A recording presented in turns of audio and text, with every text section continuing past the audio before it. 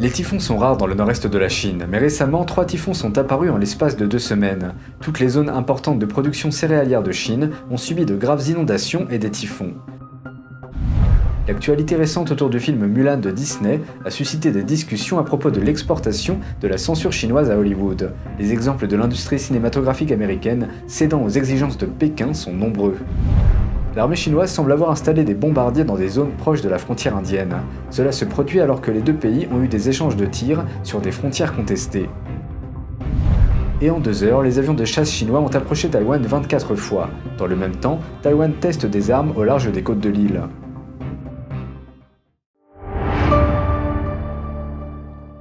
Bienvenue dans Regard sur la Chine, je suis Vladimir Mitins.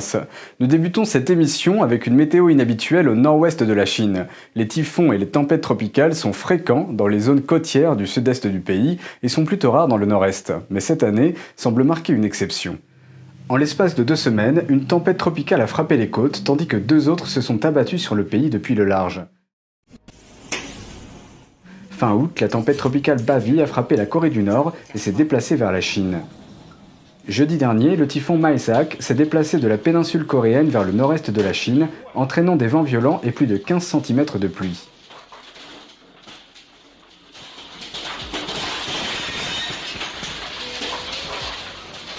Selon les médias publics chinois, plus de 450 000 personnes ont été sinistrées.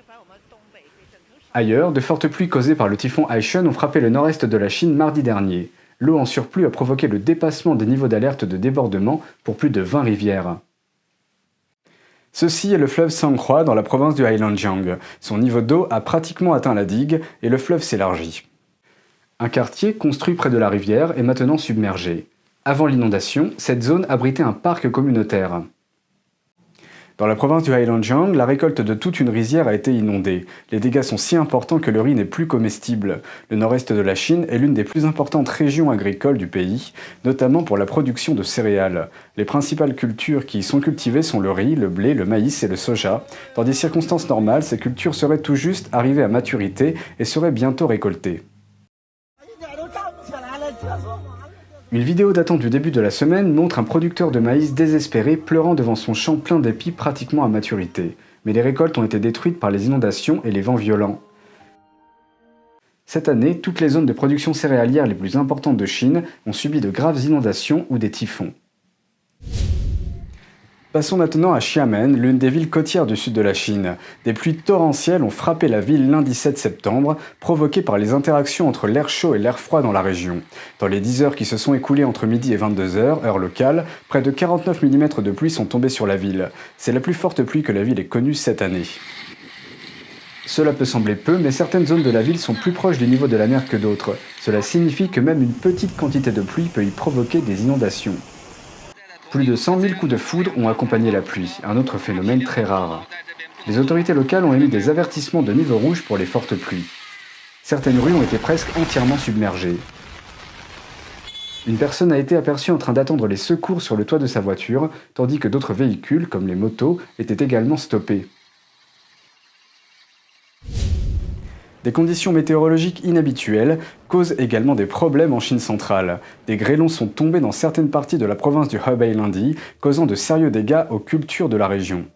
Une vidéo circulant en ligne montre des grêlons de la taille d'œufs de poule. Les rues habituellement très fréquentées de la région ont rapidement été désertées, tandis que des passants malchanceux cherchaient un abri pendant que la grêle recouvrait les rues. La province du Hebei a été épargnée par les graves inondations qui ont touché d'autres régions de Chine ces derniers mois. Mais la tempête de grêle de lundi semble avoir rendu certains agriculteurs inquiets. L'un d'entre eux a déclaré à plusieurs reprises dans la vidéo que les récoltes de cette année sont toutes perdues. Depuis le début de l'année, la Chine a subi diverses catastrophes naturelles, dont la pandémie, des inondations, de fortes pluies, des coulées de boue, des typhons, des tempêtes de grêle, des invasions de criquets, d'autres parasites et même des maladies de plantes.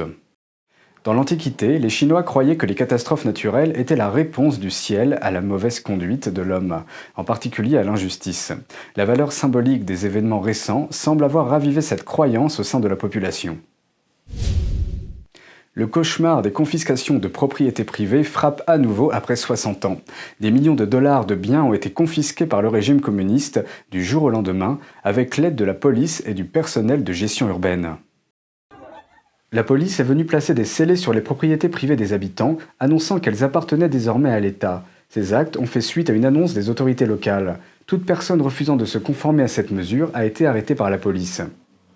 Dans le comté de Pingyao, un lieu riche d'intérêts historiques situé dans le nord de la Chine, un communiqué des autorités annonçait que la transformation socialiste allait être instaurée. Cela voulait dire que le régime du PCC confisquerait du jour au lendemain les biens de plus de 200 familles. Ces propriétés avaient été héritées dans chaque famille. Une résidente de Pingyao, Wang Juyan, se faisant appeler par un pseudonyme pour protéger son identité, dirigeait un petit hôtel dans sa propriété qu'elle avait eu en héritage jusqu'à ce qu'elle soit saisie par les autorités locales. Wang a déclaré à Epoch Times que cela était arrivé à plus de 210 familles dans son comté jusqu'à présent. Le document indique que les propriétés privées avec une partie réservée à la location peuvent être définies comme objet de la transformation socialiste et que les propriétés privées identifiées comme telles appartiennent à l'État. Même si les propriétés avaient été héritées des ancêtres de leurs propriétaires, le Parti communiste chinois les ont confisquées au cours des années 1950 et ne les a rendues à leurs propriétaires qu'en 2009. Mais maintenant, avec un simple avis au préalable, le régime a une fois de plus confisqué leurs biens. So they again and again lock my property, again and again drag people outside. Les résidents ont reçu l'ordre de déménager dans les 15 jours et de remettre leur titre de propriété. Wang a déclaré que quelques jours après la publication de l'avis, ils sont venus verrouiller sa propriété. We tried to negotiate, but before we could say anything, they slapped and pushed an 80-year-old man 3 steps backwards, and 3 police together beat my husband in the yard. Then they dragged us to the police station. Quelques jours plus tard, beaucoup de gens sont revenus. Ils ont immédiatement scellé la maison de Wang et les scellés portaient la mention « Gouvernement populaire du comté de Pingyao ». Wang dit dans la vidéo que des clients y vivent encore, mais qu'ils ont déjà scellé la porte. Le directeur adjoint du comté a déclaré « Il n'est pas utile de semer le trouble. Nous allons assurément confisquer vos biens. Vous pouvez poursuivre qui vous voulez. » Nous allons maintenant porter notre regard sur de nouveaux événements survenus dans la région de la Mongolie intérieure chinoise. Le Parti communiste chinois tente non seulement de faire disparaître la langue mongole, mais aussi de détruire les symboles de la culture mongole. Et la yourte mongole en est un symbole majeur. Une vidéo montre un lieu public de Mongolie intérieure avec une construction symbolisant une yourte mongole démolie. Un commentaire sur les réseaux sociaux dit « Une nouvelle version de la révolution culturelle, une sorte d'hystérie des dirigeants quand ils sentent que leur règne est en crise. » La répression du Parti communiste chinois dans la région de la Mongolie intérieure a provoqué une division au sein du parti, même parmi certains membres de la deuxième génération de dirigeants du PCC. Cette semaine, l'universitaire sino-américain Han Lianchao a tweeté une lettre publique d'un groupe qui, à la fin des années 60 et au début des années 70, était constitué de jeunes citadins instruits qui travaillaient comme agriculteurs en Mongolie intérieure. Ces personnes ont été déportées dans des zones pauvres de la campagne dans le cadre d'un programme politique du Parti communiste, alors qu'elles étaient adolescentes ou âgées d'une vingtaine d'années. L'actuel leader du parti, Xi Jinping, était l'un d'entre eux. La lettre affirme que la politique linguistique de Pékin en Mongolie intérieure ruine la stabilité politique. Elle exhorte Pékin à revoir cette politique et craint que Chine transforme la Mongolie intérieure en un second Xinjiang. La capture d'écran prise le 5 de ce mois montre près de 20 signatures. La signature principale est celle de Ma Xiaoli, une membre influente du PCC, issue d'une éminente famille du Parti communiste. On dit qu'elle a grandi avec Xi Jinping. Après l'affrontement de lundi, les tensions entre l'Inde et la Chine ne cessent de croître. En effet, l'armée chinoise s'est récemment lancée sur les réseaux sociaux et a mis en ligne ce qui semblait être des menaces envers l'Inde. Alors que les tensions se poursuivent, la Chine semble faire des menaces déguisées à l'encontre de l'Inde. L'armée chinoise a publié sur les réseaux sociaux ce mercredi des images d'un exercice de défense. Elle a déclaré que l'une de ses troupes avait effectué l'exercice dans un désert du nord-ouest. L'expression fait souvent référence à la région chinoise du Xinjiang. Le Xinjiang borde le Ladakh indien, où les deux pays sont en conflit. La Chine semble également avoir envoyé des bombardiers dans les régions limitrophes de l'Inde. Une autre division de l'armée chinoise a publié sur les réseaux sociaux des photos de bombardiers dans une autre région. La légende disait que les troupes avaient été déployées sur un haut plateau. Le terme fait souvent référence au Tibet, qui a également une frontière avec l'Inde. La légende ajoutait également « Nous sommes prêts à nous battre à tout moment, tant qu'il y a une demande ». Cette décision fait suite à un conflit frontalier qui a eu lieu lundi. L'Inde et la Chine s'accusent mutuellement d'avoir tiré des coups de semonce pendant le conflit. C'est la première fois depuis des décennies que des coups de feu ont été tirés à la frontière contestée. Ensuite sont apparues des photos de soldats chinois armés de lances et de fusils. La chaîne indienne NDTV a indiqué que la Chine aurait pu avoir l'intention de provoquer un conflit physique. Mardi dernier, un fonctionnaire indien a confirmé que les 5 jeunes disparus la semaine dernière ont été retrouvés en Chine. Il y a à peine un jour, la Chine niait avoir eu connaissance de leur existence. Les jeunes disparus travaillent pour l'armée indienne. Ils étaient à l'origine un groupe de 7 personnes, tandis que 2 d'entre eux auraient réussi à s'échapper. L'armée indienne a contacté ses homologues chinois après leur disparition. Le processus de rapatriement des 5 jeunes disparus est en cours. Selon le journal Liberty Times, basé à Taipei, les avions de combat de l'armée populaire de libération de la Chine se sont approchés de Taïwan 24 fois en 2 heures mercredi dernier. Le rapport indique que les avions se sont approchés de la zone sud-ouest de Taïwan autour de 7h et 9h30 du matin. La déclaration du ministère de la Défense nationale de Taïwan indique que les avions de chasse chinois sont entrés dans la zone d'identification de la défense aérienne du sud-ouest de Taïwan. Ces avions ont ensuite été chassés par des avions de guerre taïwanais. L'invasion a suivi les essais d'armes de Taïwan au large des côtes de l'île. Les essais devraient se poursuivre jeudi.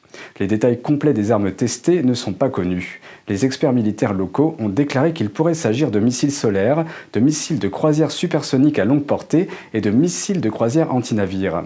Toutes ces armes ont une longue portée. L'actualité récente autour de Mulan, le film de Disney, a conduit à des discussions sur le fait que la Chine exporte sa censure à Hollywood. Des exemples similaires de l'industrie cinématographique américaine cédant aux exigences de Pékin abondent. World War Z, un roman paru en 2006, raconte l'histoire d'un virus zombie infectieux qui déclenche une crise mondiale. Dans ce roman, le virus est originaire de Chine, et à cause de la dissimulation du régime chinois, il se répand dans le monde entier. En 2013, les studios Paramount en ont fait un film avec la star hollywoodienne Brad Pitt. Mais cette superproduction prometteuse a rencontré un problème. L'origine de la pandémie ne pouvait pas être la Chine, car cela pourrait mettre Pékin en colère. Les médias ont rapporté qu'il a été conseillé aux producteurs de films d'abandonner la référence à la Chine. Ainsi, dans la version finale du film, l'origine potentielle du virus est devenue la Corée du Sud.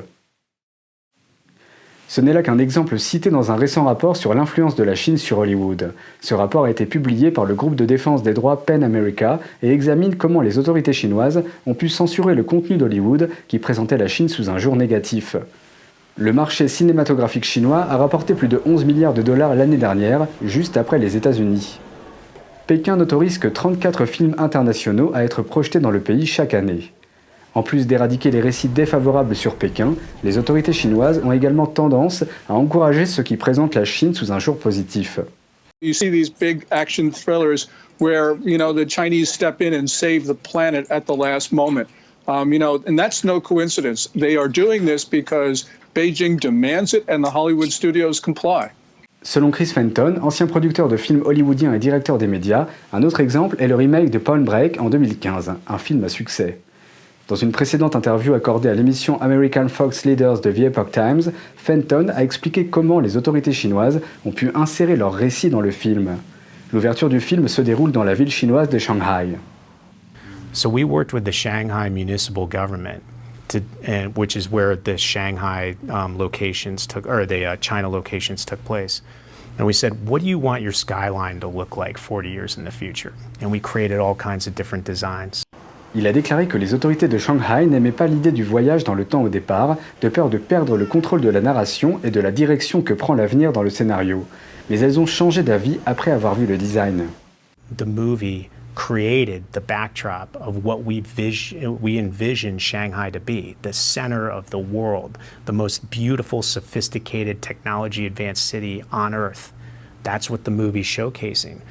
So why wouldn't we let this in? Why wouldn't we want the public to see it here in China? And by the way, we want the rest of the world to see it too, and the rest of the world did. It made a lot of money and it was a very successful film. L'effet de la propagande s'est également étendu au-delà des frontières chinoises. And I'll tell you right now, the person in Indiana or the person in Brazil or the person in Germany didn't even notice the fact that there was a little bit of soft power that they digested from the CCP in that movie, because the movie was entertaining and engaged them. Le dernier film hollywoodien qui a touché de manière significative le côté obscur de la Chine est probablement le film de 1997, 7 ans au Tibet. Ce film, dans lequel figure également Brad Pitt, raconte l'histoire de l'amitié d'un alpiniste autrichien avec le chef spirituel du Tibet, le Dalai Lama, dans les années 40 et 50. À l'époque, le Dalai Lama était encore un adolescent. Le film a dépeint l'invasion sanglante du Tibet par l'armée chinoise et la persécution des moines tibétains, ce qui a déclenché de fortes réactions de la part du régime chinois. Le réalisateur français du film s'est vu interdire d'entrer en Chine. Il a ensuite publié des excuses en chinois, qualifiant le Tibet comme faisant partie du territoire chinois et regrettant que son film ait eu des effets négatifs après avoir été diffusé en Chine. Le réalisateur a également ajouté qu'il était hors de question de se lier d'amitié avec le Dalai Lama. Il a ensuite obtenu l'autorisation d'entrer en Chine et de tourner en Mongolie intérieure. Et c'est tout pour aujourd'hui, merci d'avoir suivi Regard sur la Chine, on se donne rendez-vous demain pour une prochaine émission. N'hésitez pas à réagir, à commenter ou à vous abonner à la chaîne YouTube. Si vous êtes déjà abonné, vous pouvez cliquer sur le symbole en forme de cloche pour être tenu informé en temps réel de la publication de nos vidéos. Très bonne soirée et à bientôt.